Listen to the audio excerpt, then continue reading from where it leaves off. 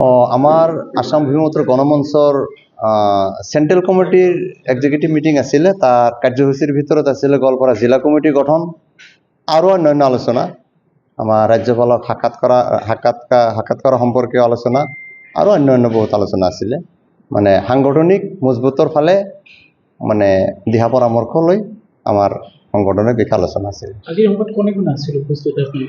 আজিৰ সভাত আমাৰ কেন্দ্ৰীয় সমিতিৰ সভাপতি মিস্টাৰ আব্দুল আওয়াল আহমেদ সাহেব, লগতে আমাৰ MR চৌধুৰী সাহেব, সেন্ট্ৰাল কমিটিৰ সাধাৰণ সম্পাদক, গুৱাহাটী উচ্চ ন্যায়ালয়েৰ অধিবক্তা, লগতে কাৰ্যকৰী সভাপতি কুশল পাল ডাঙৰীয়া ডিব্ৰুগড়, তাৰ লগতে আমাৰ সেন্ট্ৰাল কমিটিৰ সাধাৰণ সম্পাদক অধিবক্তা নজৰুল ইসলাম, সমন্বিতে আৰু বহুতো, লগতে গোৱালপাৰা জিলা কমিটিখন গঠন হল।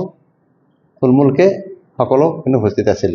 আৰু অৱগত কৰা হোৱা নাই বা আমি নাজানো যে কোনখিনি লৈ তেখেতে, কিন্তু আমি আৰম্ভ কৰিছো যে আমাৰ যিখিনি অধিকাৰ আছে, সাংবিধানিক অধিকাৰ, আমাৰ লেংগুৱেজৰ অধিকাৰ আছে, আমাৰ জীয়াই থকাৰ অধিকাৰ যিখিনি আছে, সেইখিনি কাৰণে আমি যুগ যুগ ধৰি আমাৰ মানুহ যি সমস্যাত ভুগি আছো, আমি ভাৰতৰ স্বাধীনতা হোৱাৰ পিছৰ পৰা আমাক যি ধৰণে বিদেশী বাংলাদেশী অবৈধ অনুপ্ৰৱেশকাৰী হিচাপে আমাক অত্যাচাৰ কৰি আছে, তাৰ পৰা পৰিত্ৰাণ পাওয়াৰ কাৰণে আমি অহৰহ চেষ্টা কৰিম, আমাৰ সংগঠনেৰ পৰা আমি লাগি থাকিম।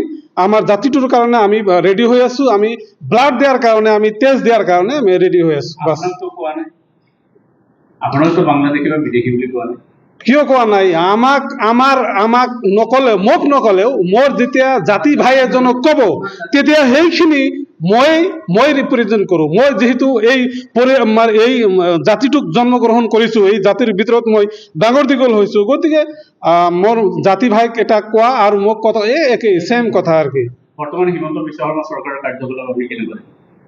এইটোতো মানে মুঠেই ভাল দেখা নাই আমি। আমাৰ নিশ্চয়কৈ বেয়া কৰিছে, আমাৰ কিমান মানুহ উচ্ছেদ কৰিছে, সৰাসৰি মানে অট্ৰক্ৰাচি চলাইছে, আপোনালোকে সকলোৱে জানে।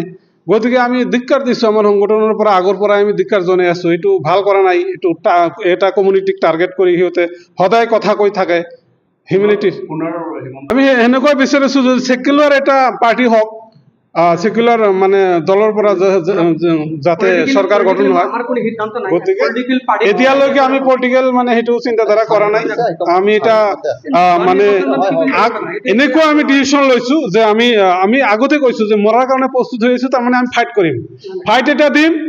আমাৰ এই মানে ভাষা লৈ আমাৰ যিবিলাক সাংবিধানিক অধিকাৰ আছে সেইবিলাক আমি পাব লাগিব। এইটো দেশ আমাৰ।